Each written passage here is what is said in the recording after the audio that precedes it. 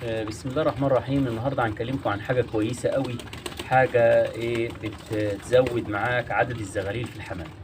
يعني انا دلوقتي عندي مثلا جوز حمام وعايز اخد منه 3 وشوش في الشهر، يعني حوالي 6 زغاليل مثلا في الشهر. اعمل ايه؟ بصوا معايا حضرتك. بالنسبه للحمام، الحمام بيطلع جوز كل 45 يوم. يعني انت لو عندك جوز حمام كل 45 يوم على ما يطلع لك جوز وكبار. طب انا دلوقتي عندي جوز حمام غالي مثلا وبيطلع زغاليل كبيره وبيطلع زغاليل سعرها غالي ولكن عددها بسيط. هقعد انا استنى 45 يوم على ما يطلع لي جوز زغاليل؟ بص يا باشا، في طريقه تحضين ناس كتير بتعملها. لو انت عندك جوز حمام غالي، لو عندك جوز حمام كحيان ما تعملهاش. جوز حمام غالي زغاليله ما بتتباعش اقل من 700 جنيه 800 جنيه فاكتر، يعني ما يقلش عن 700 800 جنيه. جوز الحمام ده انت هتعمل له شويه حاجات كده ان شاء الله هيجيب معاك 6 زغاليل في الشهر. هتعمل ايه بقى؟ اول حاجه لازم يكون عندك حاجه اسمها حمام تحضير. يعني ايه حمام تحضير؟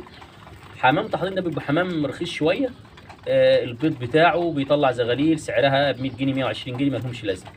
زي مثلا الحمام البلدي، زي الحمام الزاجل، الحمام الجمعيات، الحمام ده يعني الحمام الشعبي. يعني انت حضرتك بتحدد النوع. انا مثلا عندي بحضن الحمام الكينج، بجيب منه. الناس اللي بتقول لك الحمام الكينج ما بيطلعش يعني كتير، لا، الحمام الكينج عندي بسم الله ما شاء الله ممكن تاخد منه، انا باخد منه 6 زغاليل في شهر او ازيد من شهر، حاجه بسيطه. فبعمل ايه؟ بمسك اسيب جوز الحمام على ما يبيض. اول جوز الحمام ده ما يبيض يكون عندي 3 جواز من حمام التحضير. 3 جواز من حمام التحضير اللي هو الحمام قلنا البلدي او الزاجل. بس انا عشان الحمام الكينج عندي كبير في الحجم فبحضر له حمام اللي هو الثلاثينات او الحمام التقايل شويه. يعني تكون حمامه بلدي كبيره في الحجم شويه، او تكون حمامه رومي مثلا شعبيه، او تكون حمامه زاجل حجم كبير، لان بيضته بتبقى كبيره وبيحتاج الحمام عشان يزق او يزغط الزغاليل، فبيحتاج حمامه تكون عافيه وكبيره.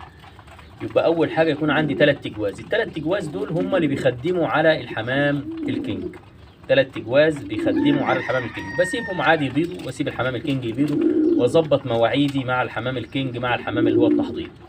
ما يكونش فرق يوم او يومين بالكتير، يعني ما تحاولش الايام تعدي. انا بكتب عندي او بشوف بعيني، بلاقي مثلا جوز الحمام باض النهارده الكينج، اشوف انهي جوز من الحمام التحضير باض. جوز من حمام التحضير ده باض، اجي ماسك مغير البيض من الحمام الكينج حاطه تحت حمام التحضير، وبيض الحمام الكينج بيتحضن تحت الحمام اللي انا محضنه حمام التحضير، وبيض الحمام التحضير ده باخده احطه تحت اي حمام تاني، يعني مش فارق معايا. حتى لو رميته مش مشكله، بس انا ما بحاولش ارميه، يعني بحطه تحت حمام تاني بيطلع لي بستفاد بحمامه ده، باكله. الحمام البلدي اللي بيطلع او الحمام اللي هو بتاع الحمام التحضير ده الزغاليل باكلها عادي، لان بيبقى سعرها حنين، يعني 120 جنيه بتاع 130 جنيه 100 جنيه، ما بيبقاش فارق معايا. فحضرتك لازم ان انت الحمام الكينج ده حمام غالي، ما تسيبوش ان هو ياكل عيال. يبقى انت اول جزء هتسيبه الحمام ما فيش 5 ايام، الحمام الكينج 5 ايام ادام انت خدت منه البيض، او اسبوع بالكتير، وهتبص تلاقيه بيض تاني، يجي مظبط برده وعامل نفس الحركه تحت جوز حمام طحالين تاني. هيجي برده بعد 5 ايام كمان او اسبوع هتاخد منه بيض. يبقى انت خلال الشهر خدت منه 6 بيضات، ممكن اكتر كمان، بس انا خليهم في الاقل خالص 6 بيضات. ال6 بيضات حضنتهم تحت حمام تاني عندي بلدي، جابوا لي 3 جواز حمام، يعني 6 فرادي حمام ان شاء الله بنسبه كبيره. ديت يعني بطريقه سهله وبسيطه تحضين حمام الكينج تحت حمام تاني. بس الحكايه دي لازم ان الحمام ده اكون مراعيه بفيتامينات وكالسيوم، عشان انا بجهده في الشغل، يعني بجهد الحمامه في الشغل من خلال بيض كتير، فكده يبقى انا لازم ان شاء الله ان انا اديها فيتامينات وكالسيوم بعوضها جامد. تاني حاجه برضو رابع وش اللي هو الوش الرابع، بسيب الحمامه تحضن عيالها، هي الحمامه الكينجيه وتطلع عيالها. ليه؟ عشان ما نسيش الحمام الفطره اللي ربنا خلقه عليها، واخلي الحمام برضو يرقد ويبيض ويطلع ويزق الزغاليل بتاعته. يبقى انا باخد منه 3 وشوش وبسيب له الوش الرابع هو بيطلعه بنفسه. طيب لو انا عايز اوريك الحاجه دي عملي، استنى معايا ثانيه واحده، هوريك هوريك الحاجه دي عملي ان شاء الله.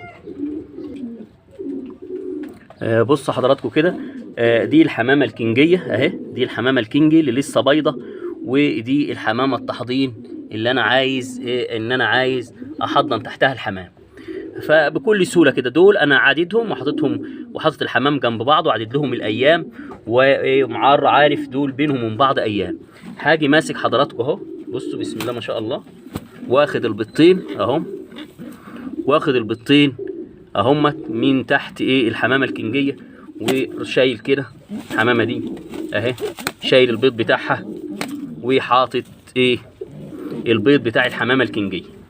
بس هو بطريقه سهله وبسيطه، شلت انا البيض من تحت الحمامه الكنجيه اللي راقده ديت وحطيتهم تحت الحمامه التحضين. الحمامه دي حمامه تقيله، حمامه تحضين حاططها. بص حضراتكم هتلاقوها حتى بتشد البيض وتاخده تحتها. ده اللي انا بعمله بطريقه سهله وبسيطه. خلاص انا هسيب الحمامه دي اهي، ما تحتهاش بيض، خلاص الحمامه دي ما فيش تحتها بيض، خلاص اهي، خلاص هي هتسيب العش وخمس 6 ايام ان شاء الله، اسبوع بالكتير، وحلها باضه الحمامه الكينج.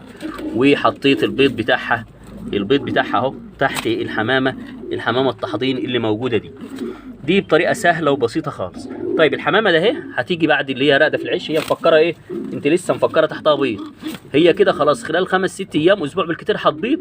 هاخد برضو البيض بتاعها احطه تحت جوز حمام تحضين تاني اكون انا محضره، واعمل الحركه ديت 3 مرات ان شاء الله خلال شهر. ربنا هيكرمني من الحمام، وهكون ان انا جبت 3 جواز حمام في الشهر، يعني خدت 3 بيضات من ديت في الشهر.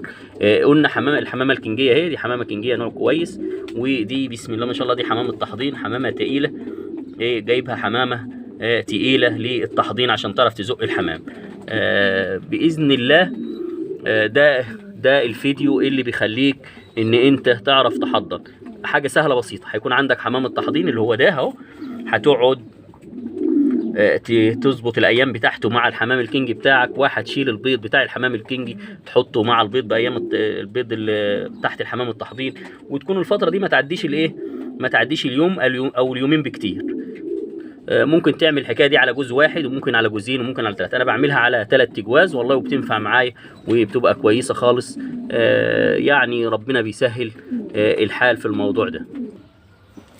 يبقى انا بسم الله ما شاء الله حضراتكم الجوز الكينج الذكر اهوت، والنتايه اللي كانت راقده جوه ده الذكر الكينج، مواصفات كويسه، حجمه كويس بسم الله ما شاء الله، رفع الديل وتكشيره ومستوى كويس، وانا بجيب زغاليل منه كويسه. ده الذكر بتاعي بديله شويه مغذيات، وبديله سيلينيوم، وبديله فيتامينات عشان يعمل على تخصيب النتايه بسرعه. وباخد منها 6 بيضات في الشهر، يعني بحاول ان انا اخد منها 6 بيضات في الشهر. بس لازم اقول لحضراتكم ان لازم يكون عندك حمام التحضين. الحمام التحضين ده لا يقل اهميه عن الحمام العادي ده.